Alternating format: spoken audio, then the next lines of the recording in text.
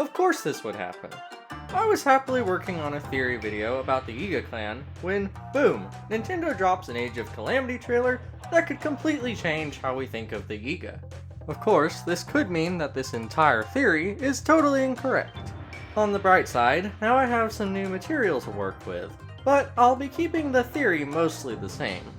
Regardless of how the theory turns out, I hope you enjoy today's theory: why the Yiga Clan stole the Thunder Helm.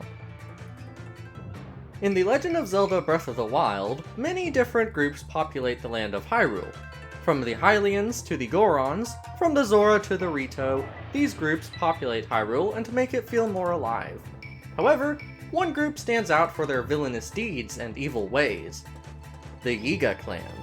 These evildoers have been causing trouble for over 100 years by the time Link wakes up, and they have long had their eyes set on a very specific artifact known as the Thunder Helm.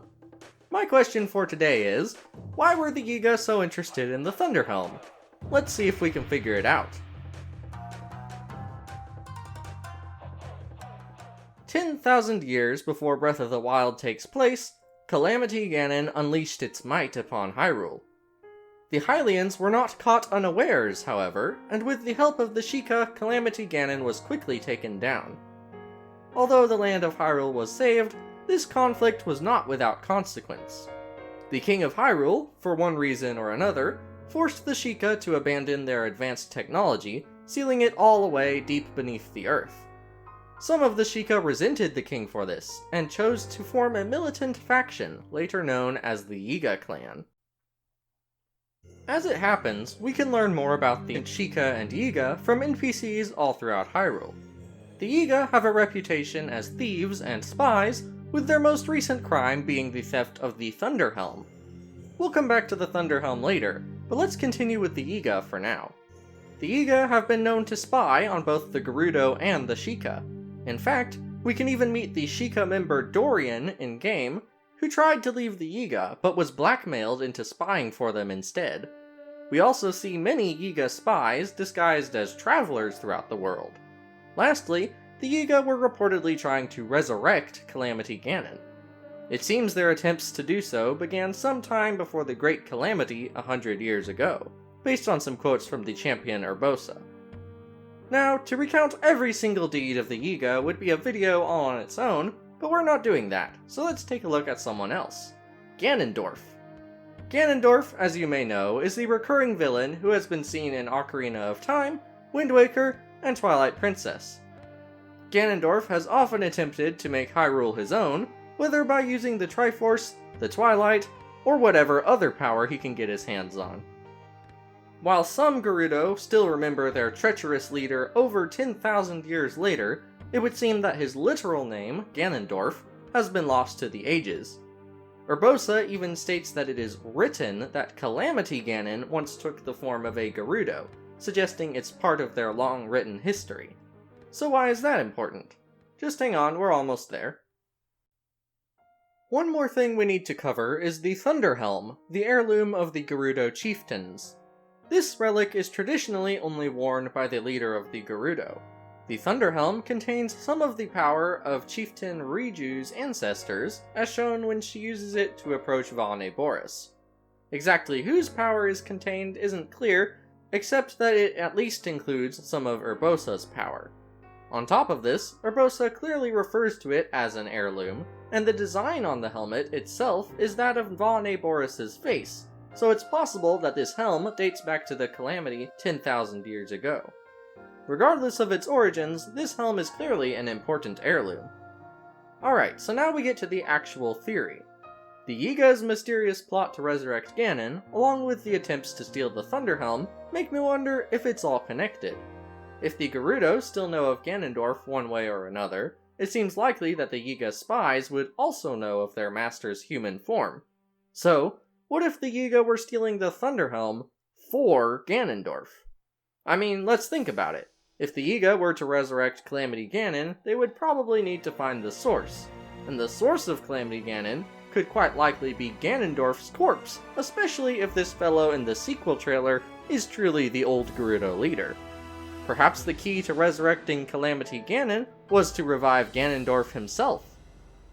Of course, I highly doubt Ganondorf would want to return as a skeletal, mummy version of his past self.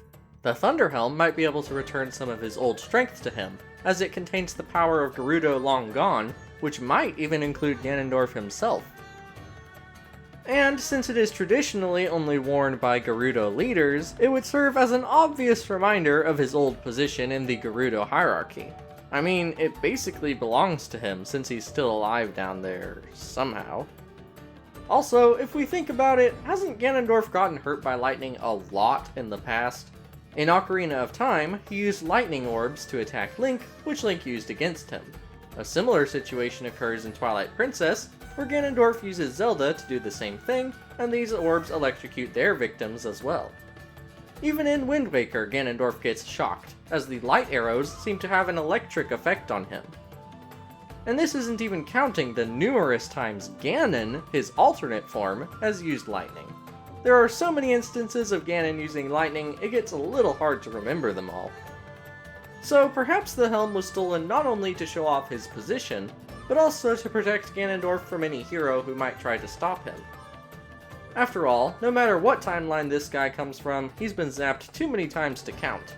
He obviously must have a plan to prevent being electrocuted to death, and a helmet that can stop even lightning fits the bill quite nicely. Alright, quick detour into the realm of Age of Calamity. So, as you may know, a trailer for Age of Calamity has revealed a mysterious, cloaked character sporting the Gerudo symbol and what appears to be a giant, ancient core corrupted by malice. Two Yiga foot soldiers are shown bowing to the stranger, suggesting that this person occupies a position revered by the Yiga. Another scene shows the stranger alongside Master Kohga and another high-ranking member of the Yiga Clan, so whoever this is, I get a strong feeling that they have some direct connection to Ganon or Ganondorf.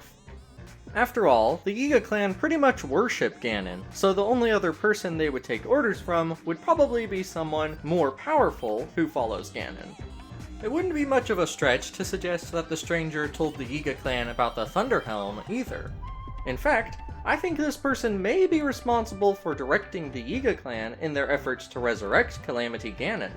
Take that for what it's worth, but with the creepy eye ornament and the Gerudo symbol, this stranger may be Ganondorf's living, breathing representative, either directly controlled like Agahnim, or simply a subordinate like Girahim.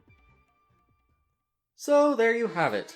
I think the Yiga stole the Thunder Helm for Ganondorf in order to 1. Serve as a reminder of his position among the Gerudo, 2. Possibly use ancient Gerudo power to aid in resurrecting him, and 3.